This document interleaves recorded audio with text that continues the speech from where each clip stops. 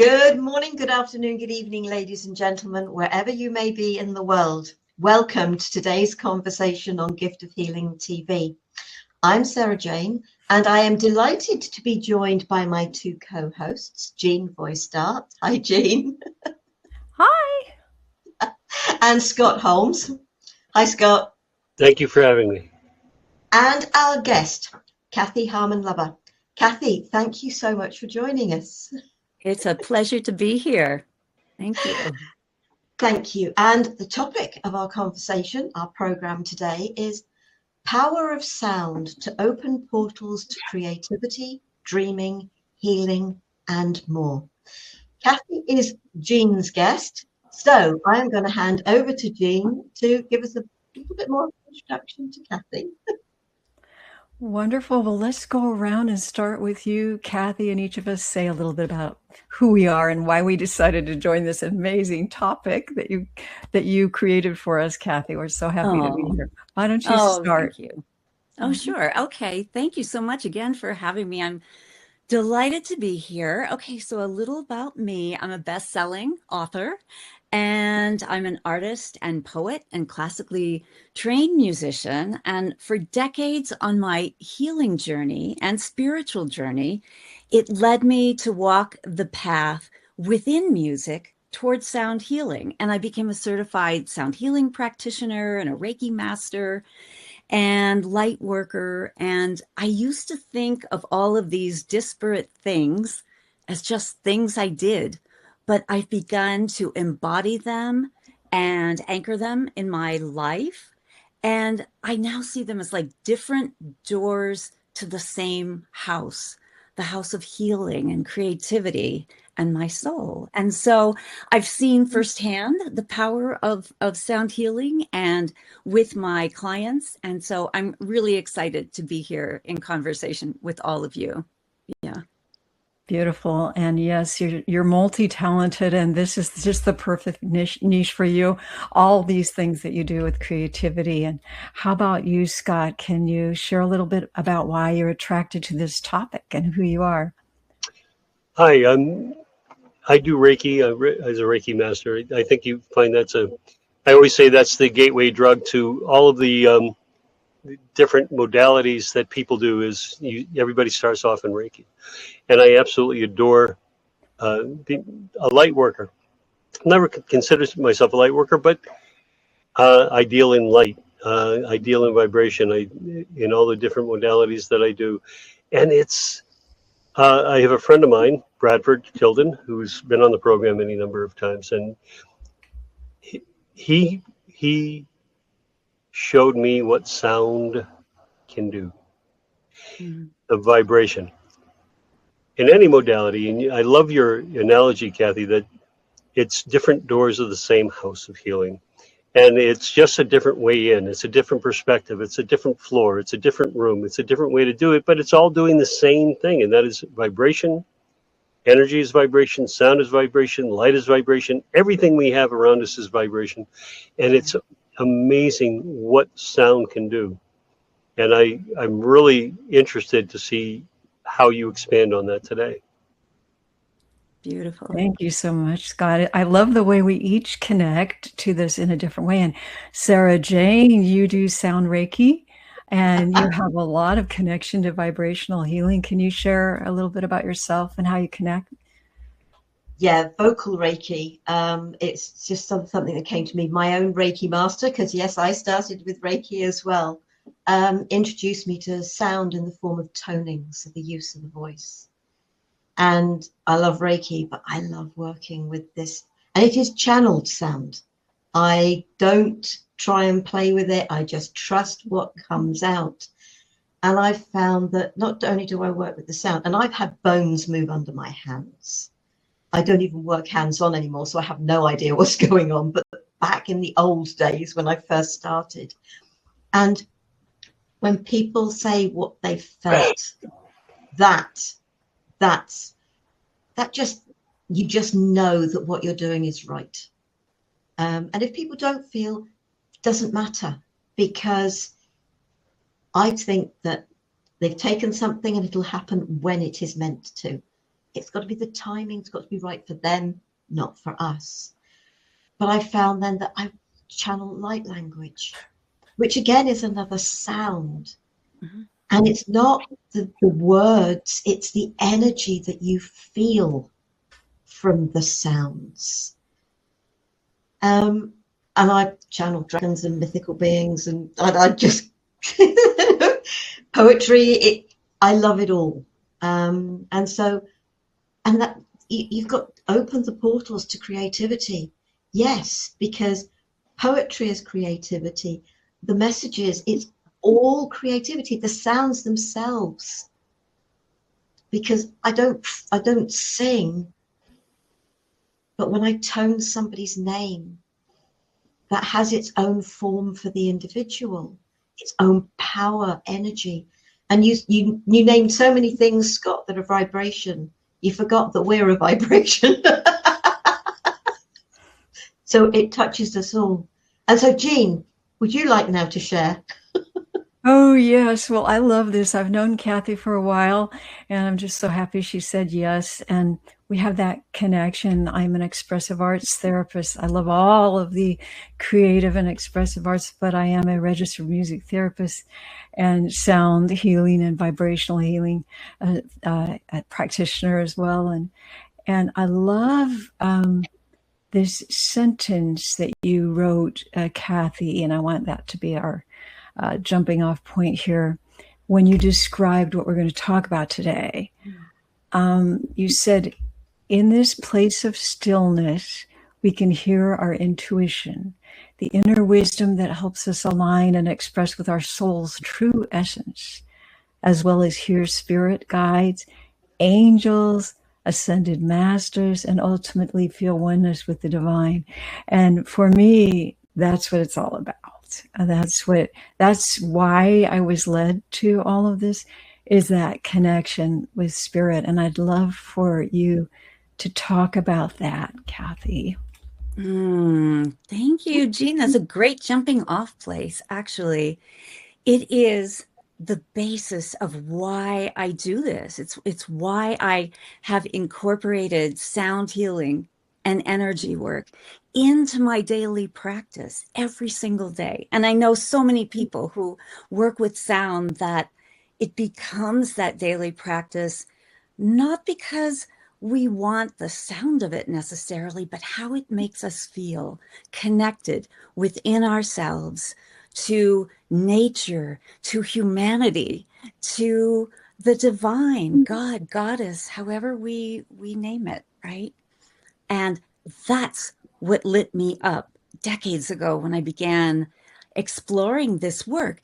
And when we think about it, scientists now are just rediscovering what our ancient ancestors knew thousands upon thousands of years ago. When we think back to the temple cultures many thousands of years ago, so many of them were constructed the way they were. Göbekli Tepe, the healing centers in Egypt, and the pyramids in Greece, the dreaming temples in Malta, all of them were constructed because sound brought people into a different brainwave, into the theta state. For those not familiar with the theta state, it's where we are when we're in meditation, dreaming, shamanic journeys.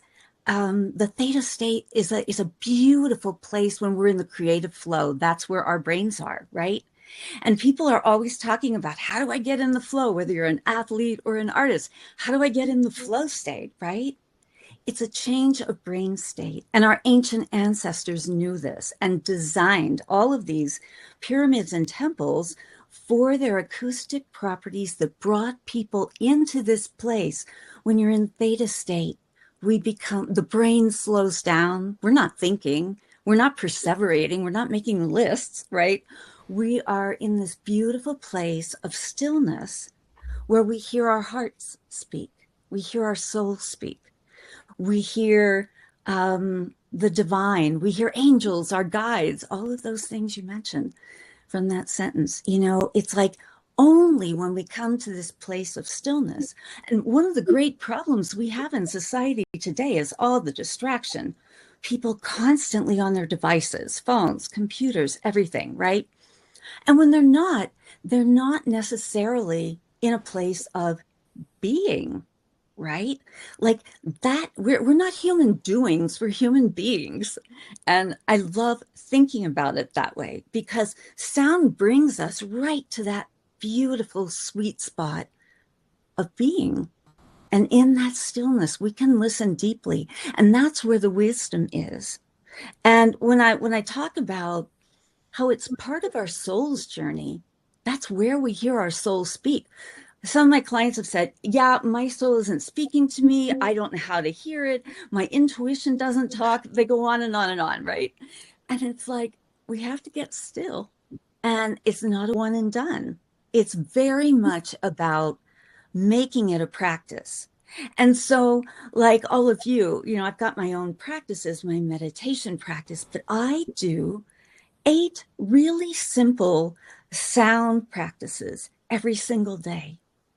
It can be chiming a Tibetan bell, the original many thousand-year-old technology for binaural beats. We listen to binaural beats to help bring the hemispheres of our brain and bring us into entrainment and coherence. Tibetan bowls can do that for us.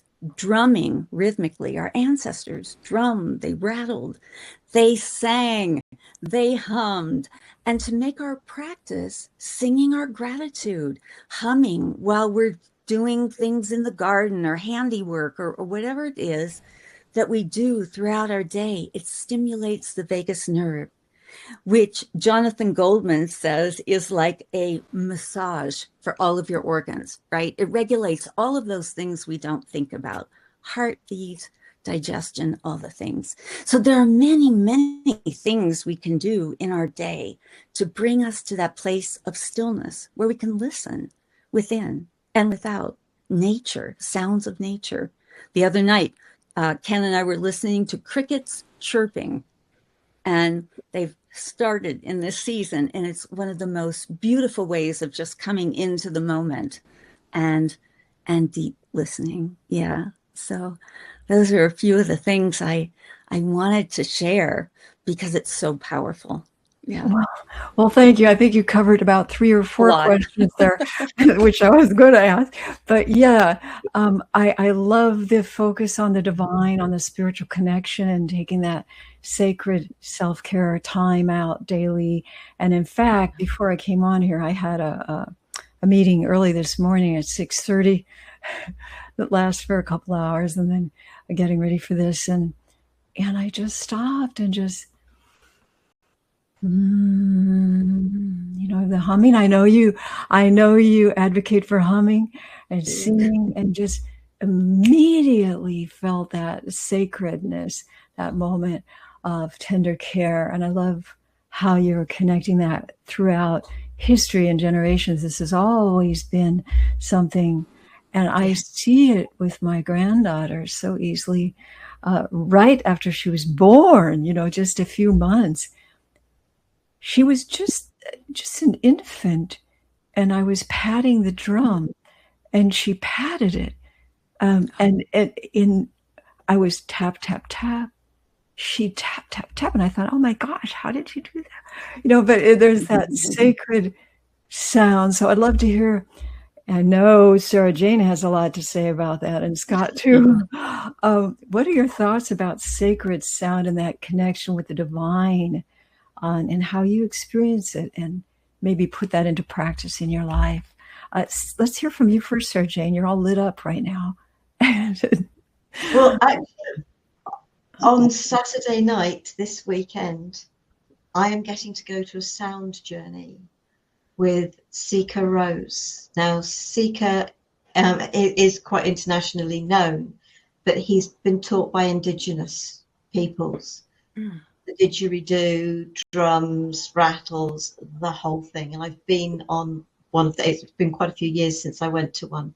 My youngest sister and I are going on Saturday, so I am really looking forward to that. The first time I went to one of his, he played a piece called Dartmoor Portal. And I grew up in Devon. Dartmoor is a place in Devon. Sticker might live in New Zealand now, but he comes over. One of his favourite places is Dartmoor. And I've connected with dragons, and I found myself standing on the top of Haytor.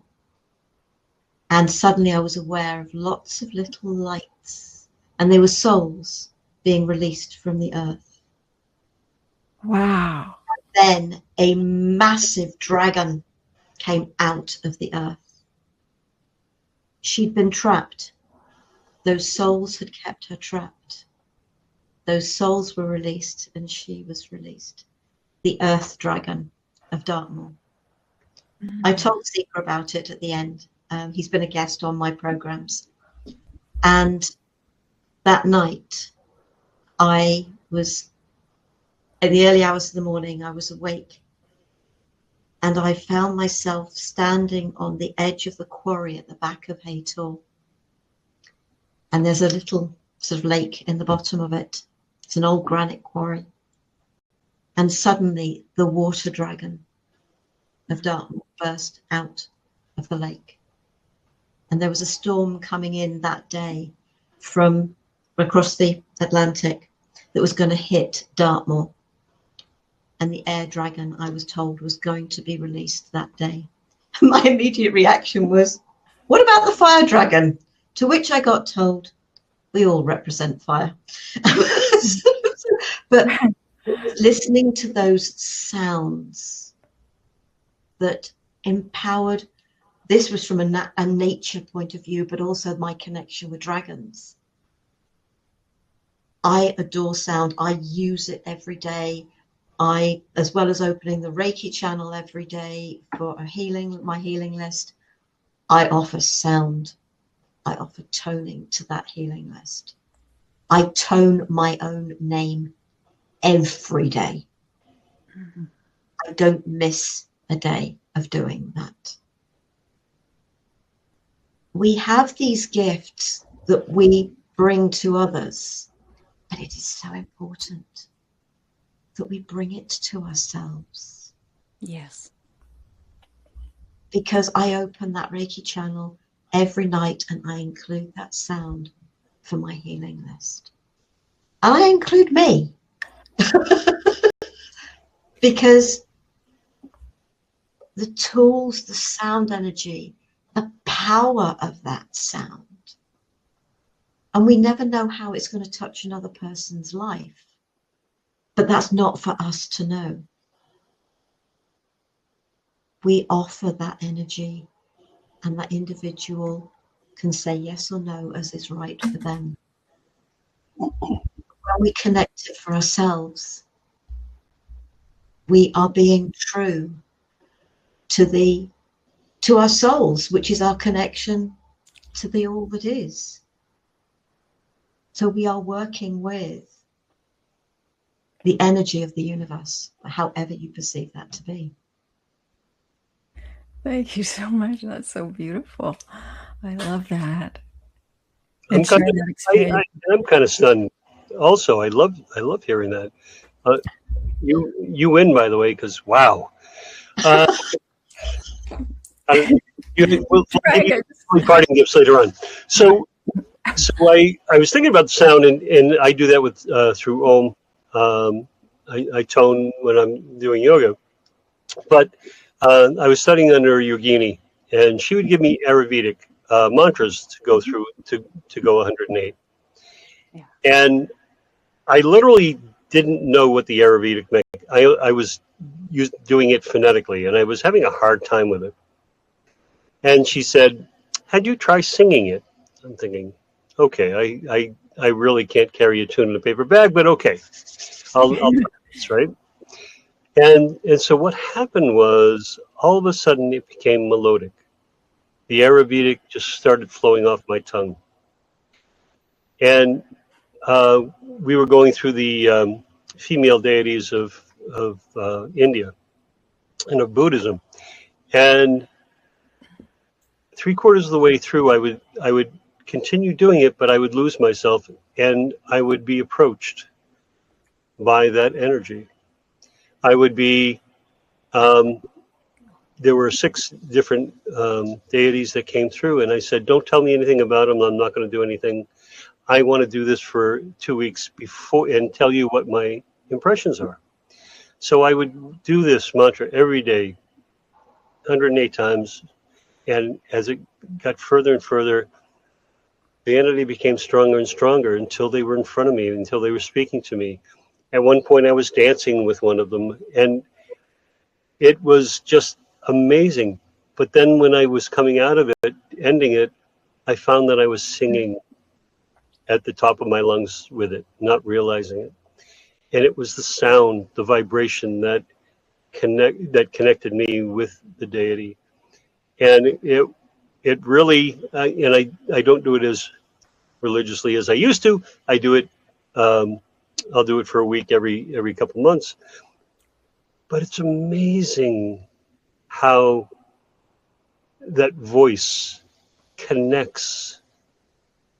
And I want to bring that to another aspect too, by the way, of music and song, and how it hits different points in our brain. There are, I can hear on the radio 4 notes, and it will bring me back to being a teenager in my bedroom playing the record for the 75th time, and it brings all that emotions with it, and that's how it can transport. Yeah. It has that power, and it's always amazed me.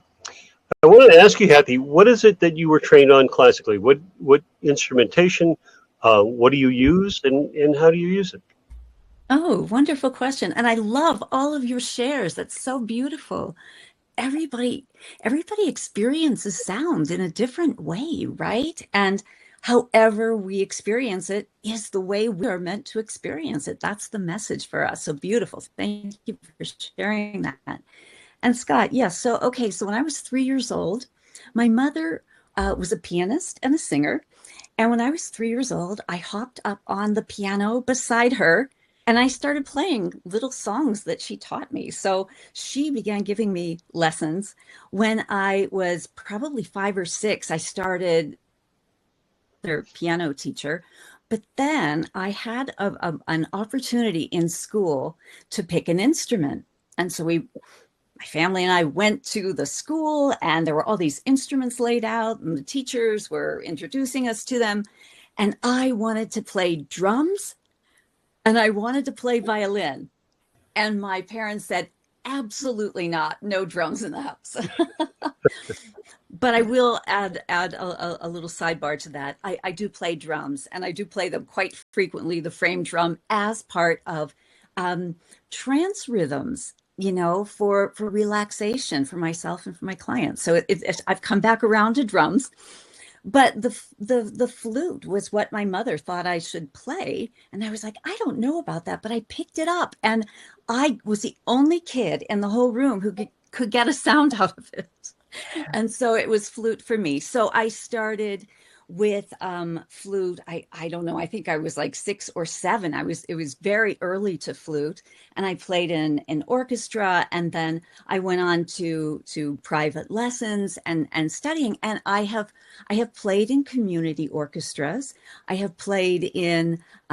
We live in a little village on a mountain in Southern California. It's an art and music town, and so for a time, I was playing, for a few years, I was playing flute publicly every weekend at little festivals and restaurants and other kinds of gatherings. So it's been a very, very big part of my life. And I've always loved music. But it was one of those things that was kind of a natural segue into sound healing, because very early on, I would say probably 35 years ago or so, I discovered Native American flutes because of my love for the flute and drums. Of course, I'd go to the drum circles on Santa Monica Beach and drum and rattle and all that. So that was how music transferred into more properly sound, the study of sound. And then I went on to study with lots of people, including John Stewart Reed. who is a sound scientist who has discovered a lot of quite fascinating things. And one of the things that he says about sound is it doesn't have to be complicated. Listen to 20 minutes of music you love. Getting back to your high school days, right? Listen to music you love. If you love the music and it creates an emotional reaction within you, it's healing. And he's done lots of fancy studies all over the United States and internationally where they look at the blood cells in a petri dish, that are dead or diseased or whatever, and apply music, have somebody listen to music, test their blood cells again, and they're more active. There's really a lot of science behind what, like I said, our ancient ancestors have known forever. And what we know, all of us intuitively, and what we feel, now there's science behind it. But listening to music you love is a beautiful way to self-heal, as Sara was talking about, that daily self-care aspect. That's pretty simple, right? You don't have to carve out a lot of time. Yeah. We've got a message. Is it Charlize Davis? Am I guessing that's somebody yes. that you might know? Yes, Dr. Hello Charlize. all. Thank you for putting this webinar together. I am a huge fan of Kathy. One question. I've wondered, is sound healing as effective on speakers as it is on headsets? I'm thinking of things I can do at work to protect my energy.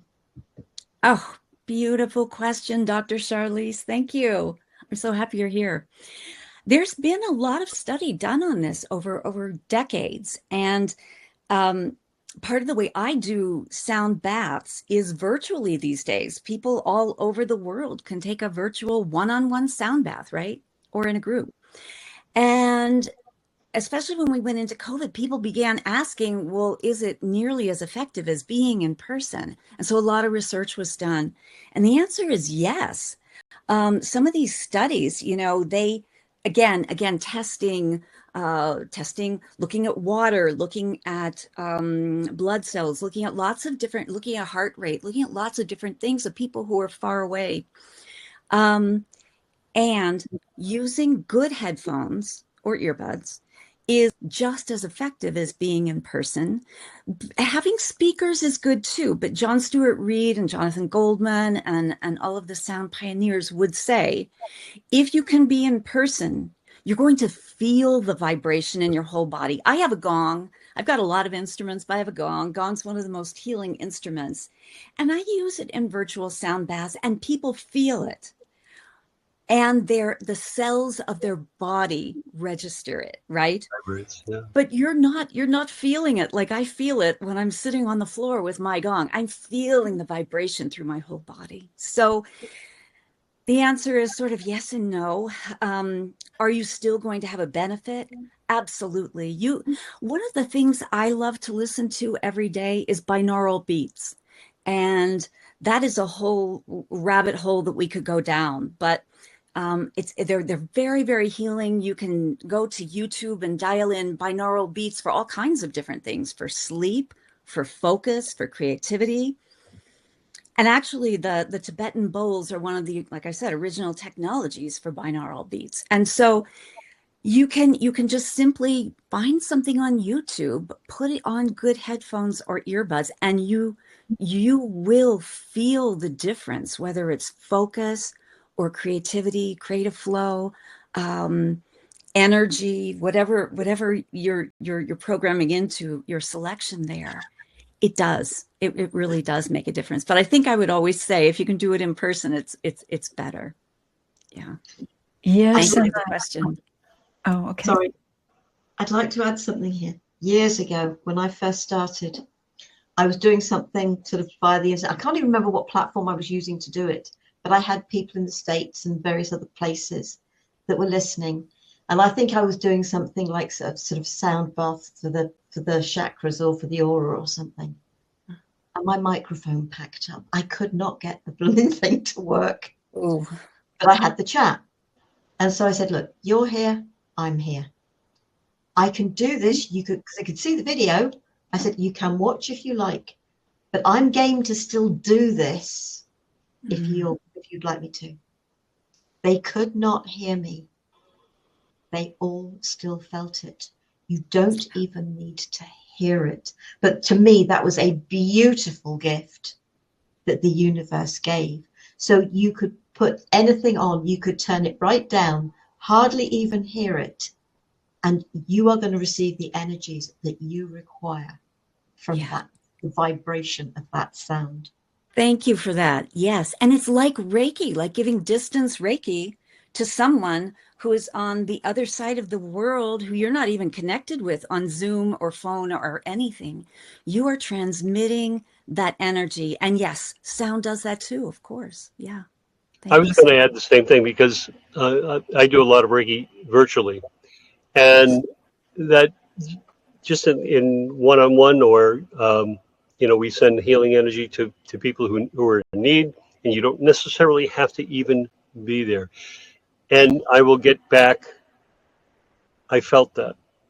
And again, we're talking about vibration. We are talking about all things and how it can be transmitted within our own bodies, but also within the world, because everything is vibration, right? As you said, yes. Sarah, we're a vibration, and we are part of the all. And Jean, you have really been kind of a pioneer in my world for creativity. In all of my clients that I work with, I ask them that one question, and you really kind of planted that within me, and that is, what do you do creatively? And they'll look at me. I say, what do you do for expression? And when people are in survival mode or when they're in a bad place, that is just shut down.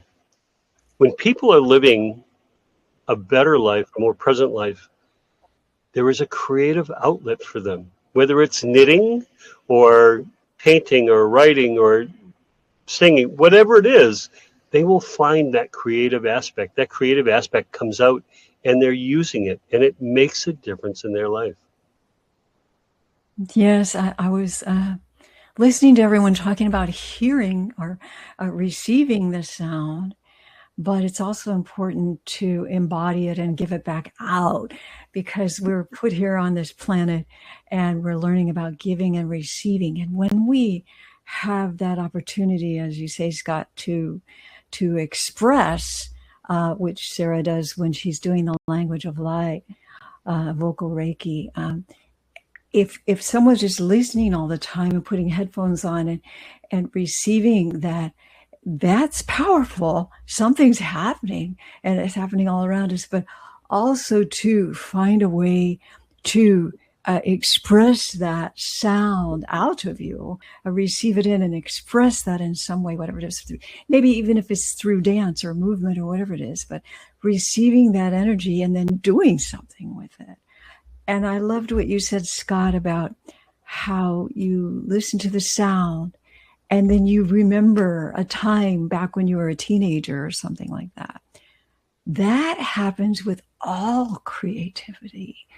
And I know that when I'm doing, and I'm looking behind Kathy right now, she's a photographer and artist. She's a brilliant artist. When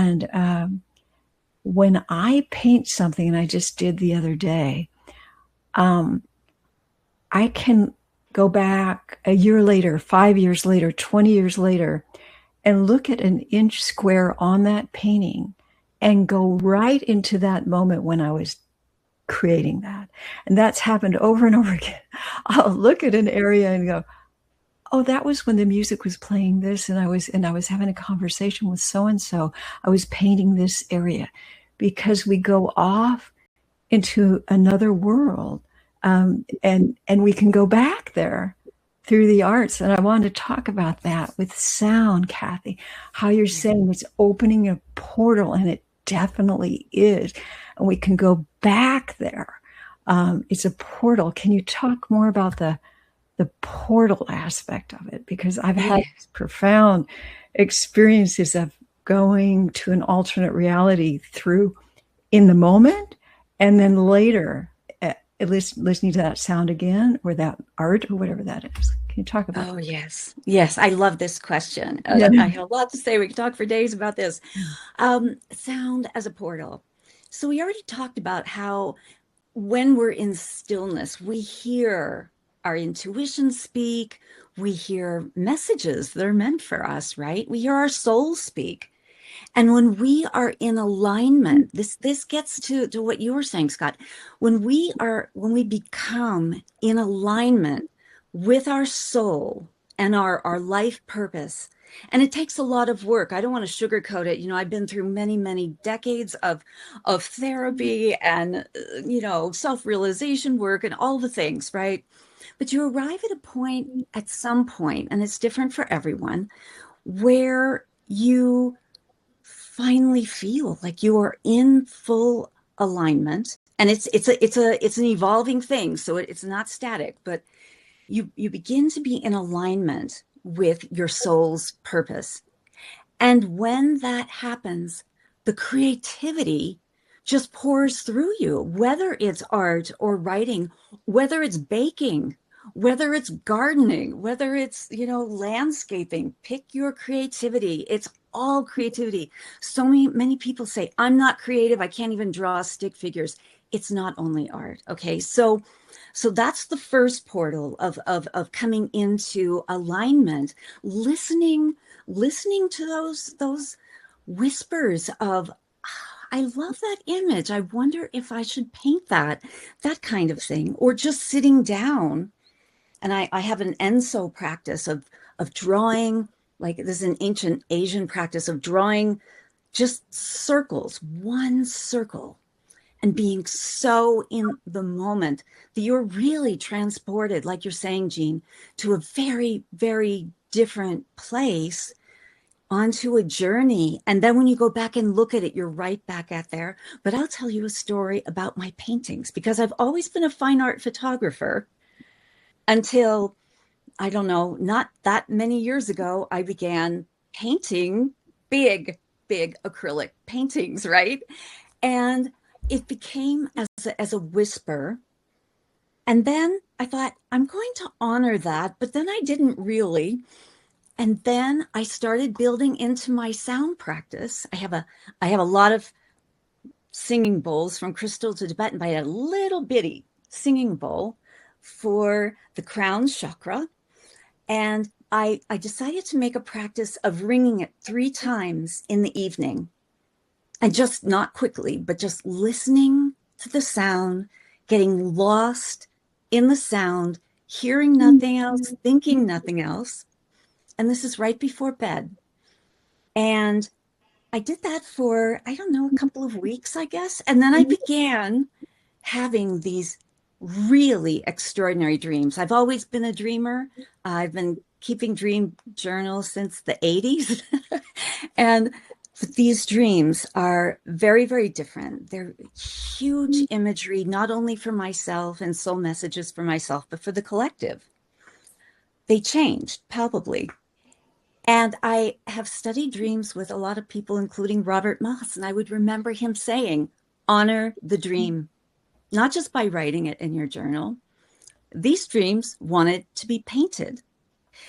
I think they were born out of the sound. I was doing a lot of sound work, but that practice of just awareness in the evening, of listening to those sound waves, opening the channel, the crown chakra, right? Opening the channel. And I don't dream like that every night. I dream like that often, though. And I began painting them. And the more I painted them, the more dreams came, to the point that I always have 3 or 4 canvases going. It's really crazy. If you saw where I paint, there are canvases everywhere in various stages of completion.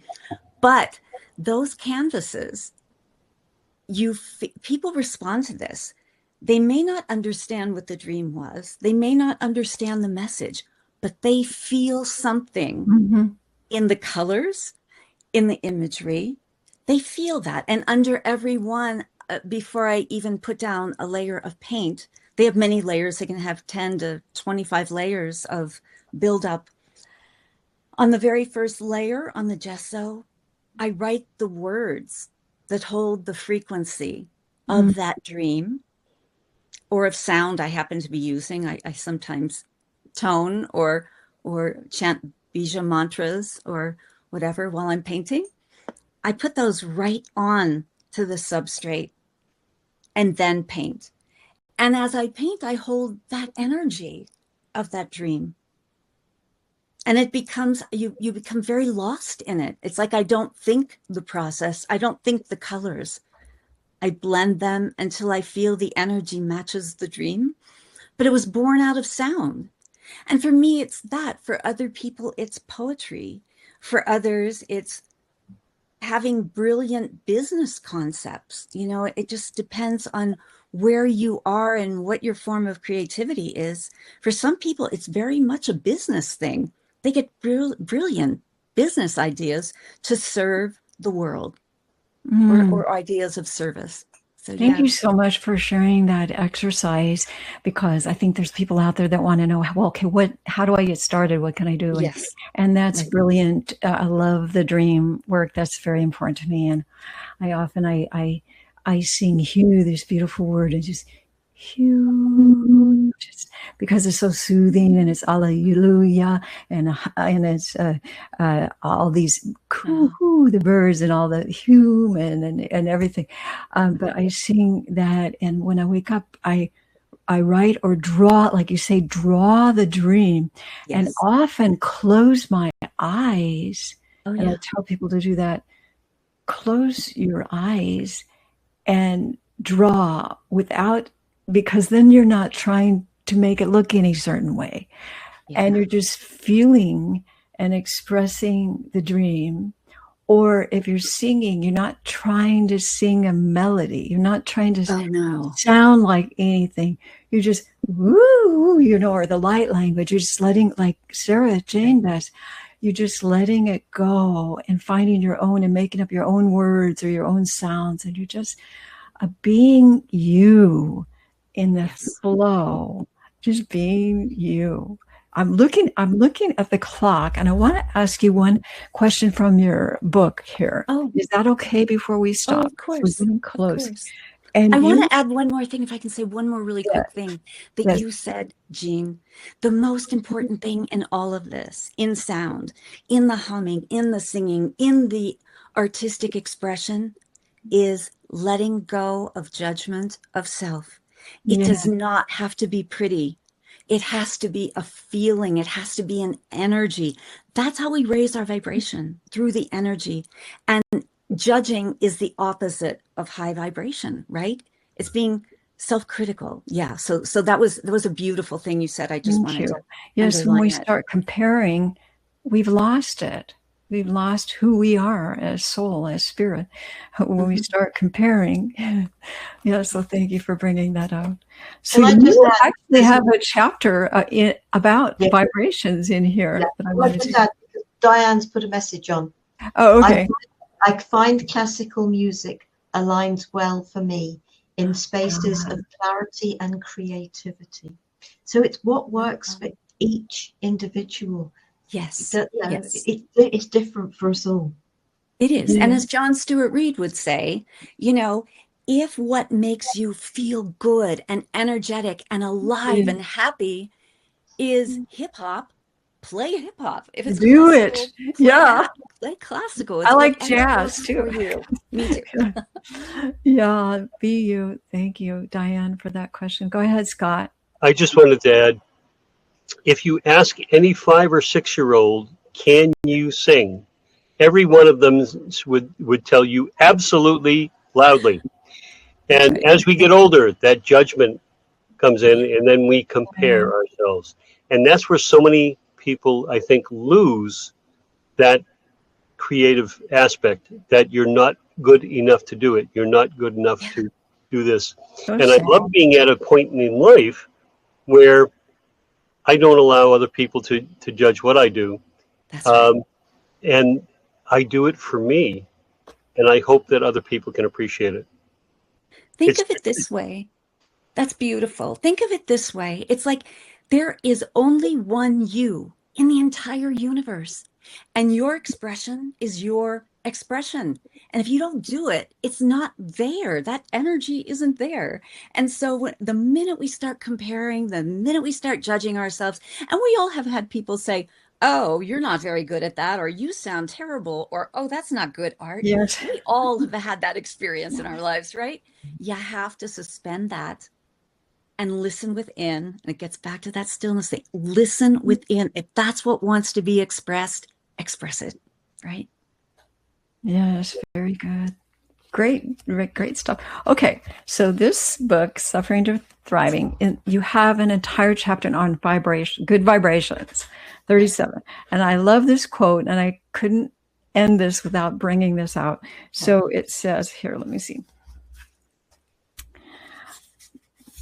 Vibrational energy is invisible, but we can see evidence of it at work. Musicians witness this firsthand.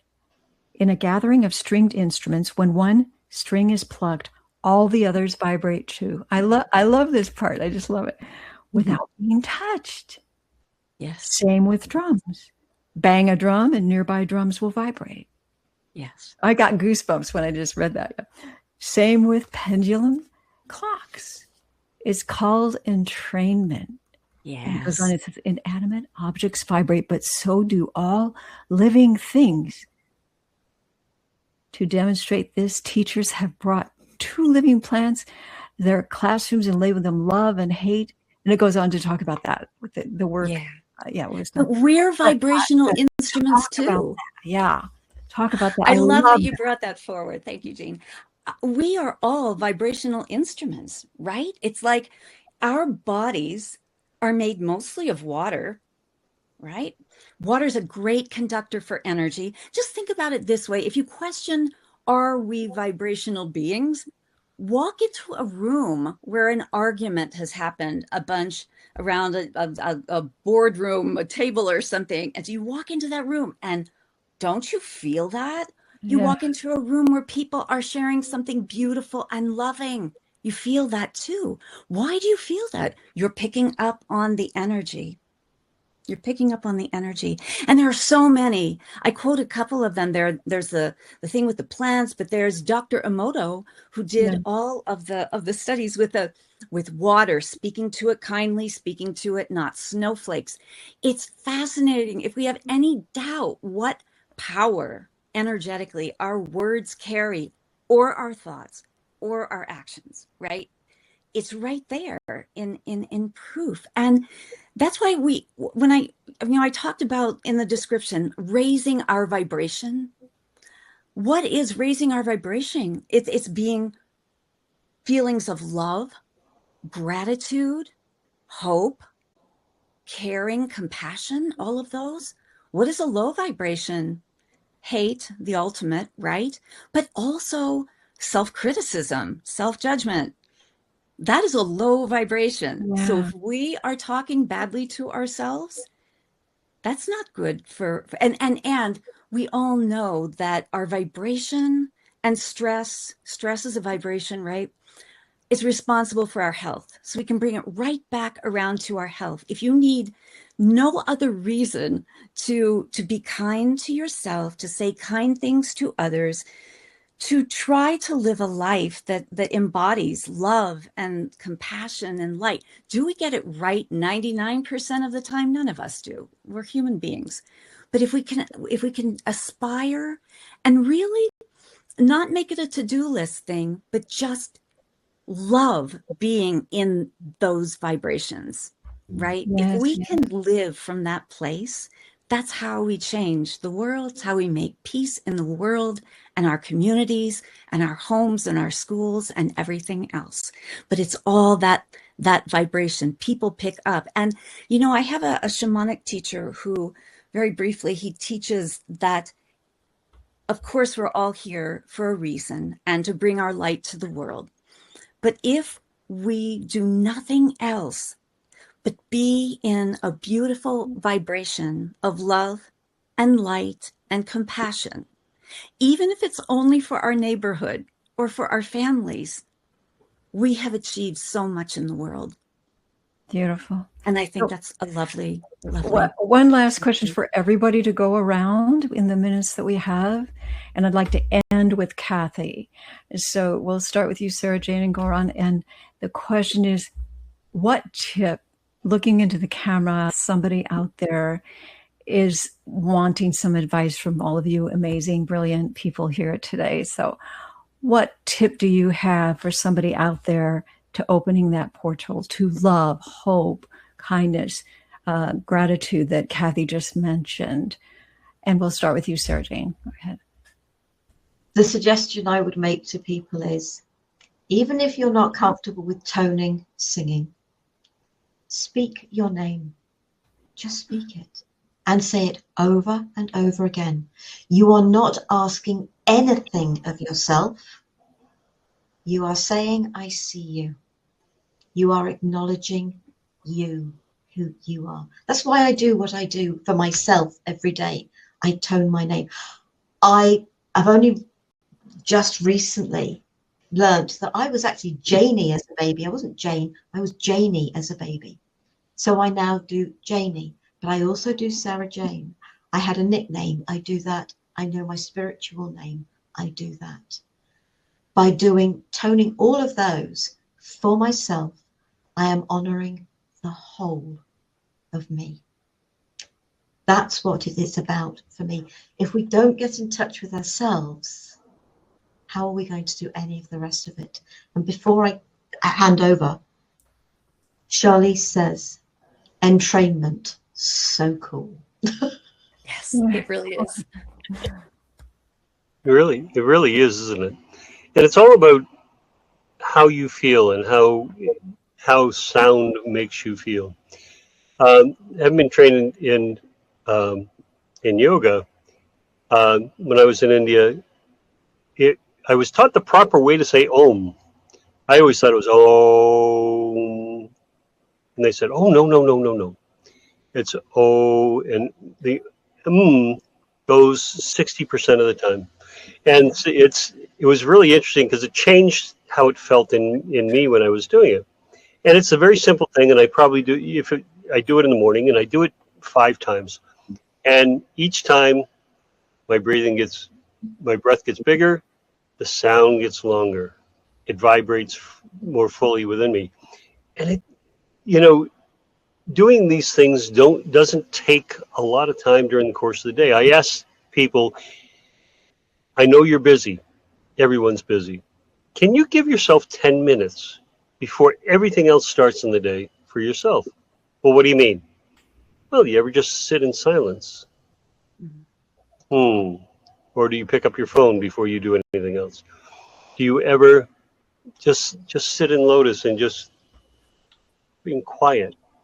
Because that's when we hear what's closest to our heart. The toning, it aligns the body.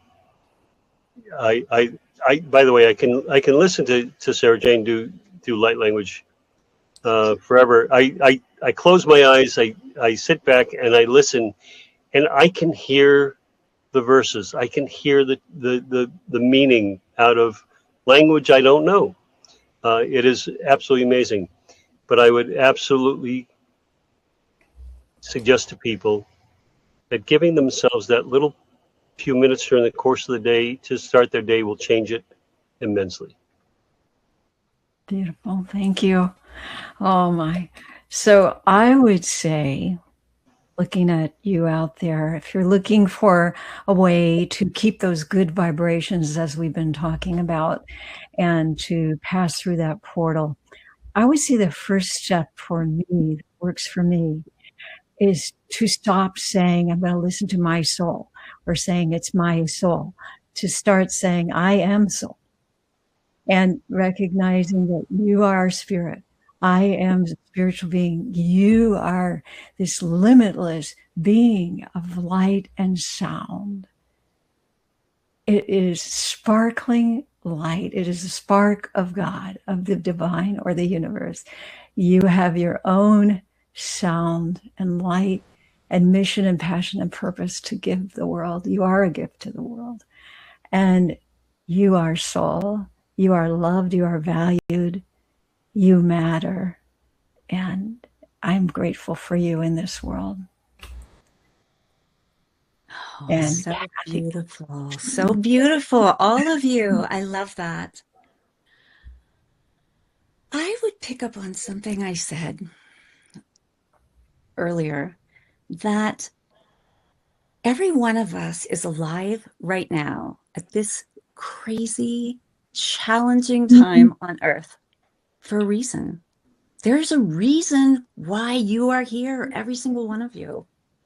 You have a gift. You have a gift within you that is calling you to bring it forward at this time in our world's history. We don't find that gift by being attached to our devices.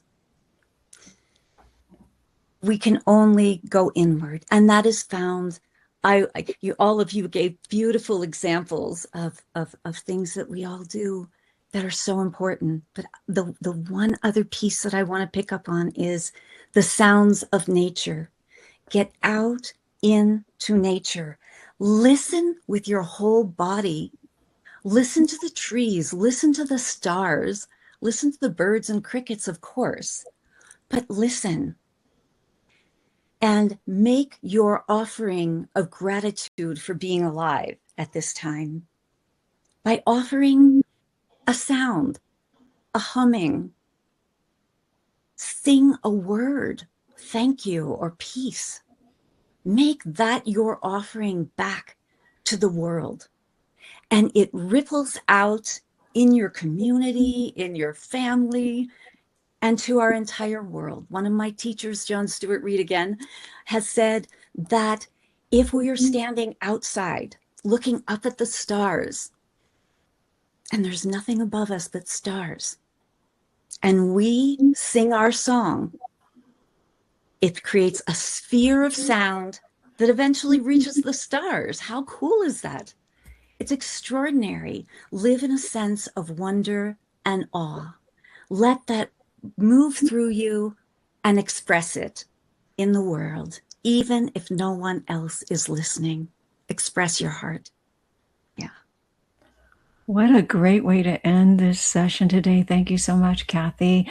Thank you, Sarah Jane. Thank you, Scott, for being here and adding to this lovely topic. And Sarah Jane, you want to say final words before we close? Thank you so much. Sound absolutely one of the favorite topics. I have put Kathy's websites addresses into the chat, and if you're watching this on YouTube, you will find all of our website addresses underneath in the information. Please, if there's anything here that has spoken to you, check out the person's website, all our websites, connect with us. That's why we do this. This isn't about sales. This is about connection. So I hope you will consider looking at the websites, seeing what speaks to you. That's why we do it, to support you. Next week, now I'm in the UK and usually it's 7:30 p.m. my time. However, my guest next week is in India, Dr. Beniram Koshe. And he is going to be sharing with us, so it's going to be 7:30 in the morning for me. He's going to be sharing with us, be your own light, be the gift of healing. So I hope, you may not be able to join us live, but I hope you'll think about watching the video once it's up on YouTube. Take care, be safe, stay well. Thank you so much to our guest, Kathy, and to my co-hosts, Scott and Jean. Thanks so much, everyone. Thank you. Namaste. Take care. Bye. Bye.